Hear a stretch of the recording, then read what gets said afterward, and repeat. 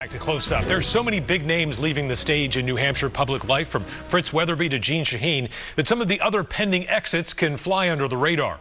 This last week, Education Commissioner Frank Edelblut and Governor Kelly Ayotte jointly announced he would be wrapping up his tenure leading the Department of Education, where he served for the last 8 years.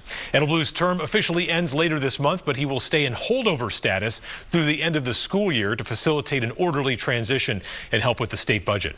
The commissioner came from the world of politics. He almost upset Chris Sununu in the 2016 Republican gubernatorial primary.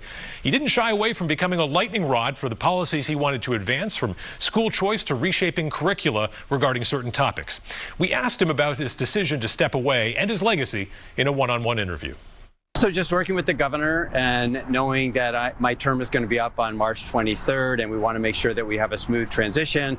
We've got a new governor. A new governor is interested in moving in specific directions, and so I think that Governor Ayotte is going to really put her handprint or fingerprints on this office and wants to move forward in a direction, and I will help her to transition to that. I am so proud of the idea of Live Free and Learn, and we have been single-mindedly focused on children and families and making sure that we are creating opportunities for every student in the state of New Hampshire to be successful in their education. And that's going to look a lot different. You know, students have different needs, and we're trying to create opportunities that allow every single student to succeed.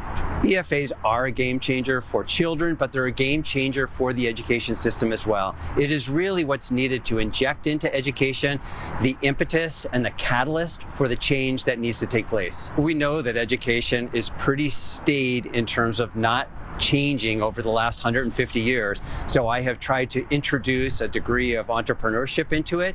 I call it edupreneurship into the education system. And that includes working with our public schools, our public charter schools, our non-public schools, learning pods, Learn Everywhere programs, whatever those programs might be, to create pathways for students to be successful. And that wraps up this edition of Close Up New Hampshire. Thanks for watching. Have a great Sunday.